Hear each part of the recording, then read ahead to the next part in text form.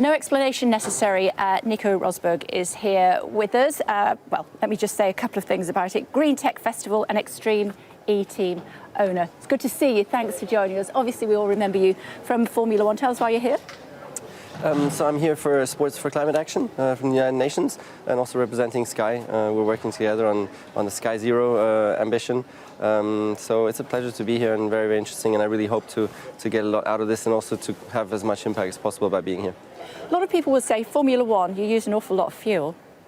So how can you be green? No, that's true, of course. Yeah, no, the sport still has some way to go, but they're really making a big effort at the moment. They just pledged to be using 100% sustainable fuels by 2030, which then would be absolutely climate neutral, of course.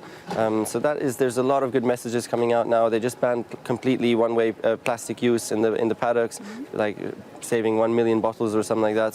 So it's really making a lot of progress. That's why I'm optimistic and proud also that my sport is doing that, and I think it's going in the right direction.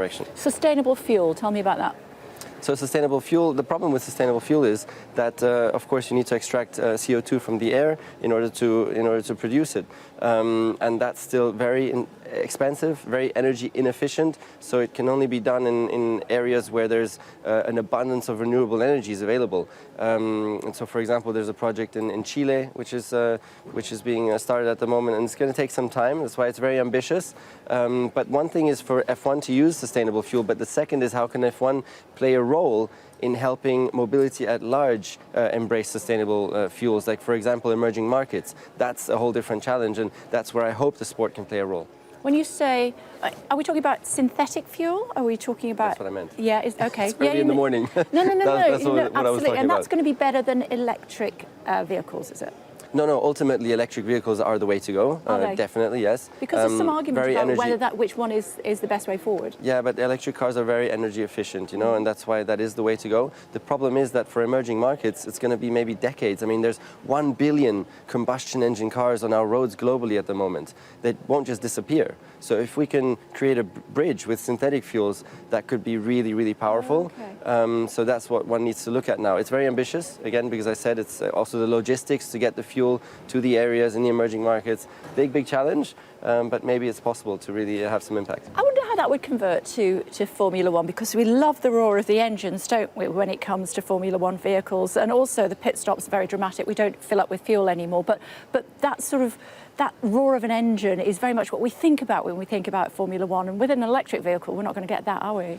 No, you're right, but we have to, there's always going to be a little bit of a compromise when we're making progress in the right direction. And with electric cars, they're really fun to drive because they accelerate much better actually than combustion engine cars, because they have like instant power, instant torque, four-wheel drive. They're really awesome.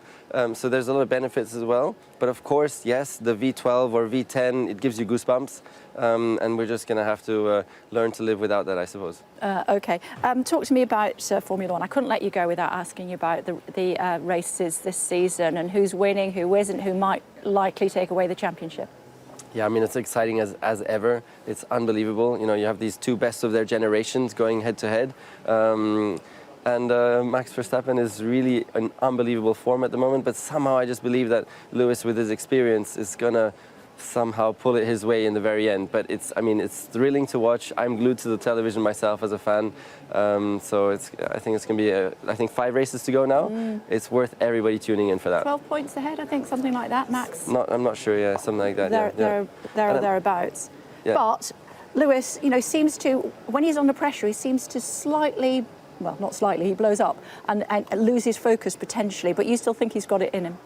Who, Lewis? Yes. Well, he's won 7 championships. So yeah, but he's not. He's really usually miles ahead by now. It's difficult to say now that he blows up under pressure. It's probably more Max Verstappen who has more pressure, because it's the first time that he's in this situation, and it's an extreme situation to be in when you're suddenly the favorite to win the championship.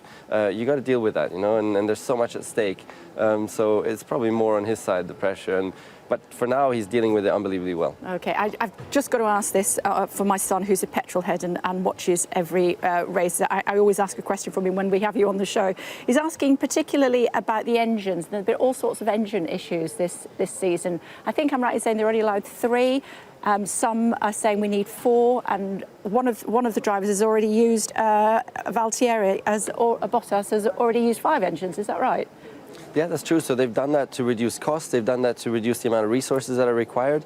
So that's why 3 engines, which again is in the right direction. But it makes it so challenging for the teams because, of course, the engines are high performance power units, you know, and to do a whole season with them. So they've been having trouble with making it with just 3. So I think Lewis has also taken a 4th one already, Max as well. But now they should be fine and they should get to the end. And it's really just pushing the boundaries of what's possible, trying to extract the maximum performance whilst keeping them reliable. And I think they miscalculated a little bit and got it a bit wrong, and that's why there's been some engine failures for most manufacturers. So you think maybe 4 next season? No, they'll keep it at 3. Because we're being green, we need to keep it at 3. No, definitely. It has to stay at 3. It will stay at 3. And the manufacturers just have to do an even better job. But saying that also, you know, with the hybrid power unit, that is the most efficient engine there is in the world at the moment. In terms of when you look at the whole global footprint of it, especially within the first 100,000 kilometers that you do, you know, it's better than an electric engine. So it's also, F1 has done a big contribution in developing those hybrid units, which are now being deployed across mobility at large in the world. So there's a lot of good that Formula 1 has already done. Okay, just before I let you go, you asked me what I was most looking forward to here. What are you most looking forward to? I have my own sustainability event. Actually, it's one of the leading ones in Europe now. It's called Green Tech Festival. And I'm meeting a lot of interesting people because we have our event on Thursday, Friday in London this week because we're going international with it. And I'm meeting a lot of people here like Gavin Patterson from Salesforce and doing some networking, also preparing for our event at the end of the week. So I'm looking forward to most those kind of encounters. Well, thanks for getting up early for us. We appreciate it.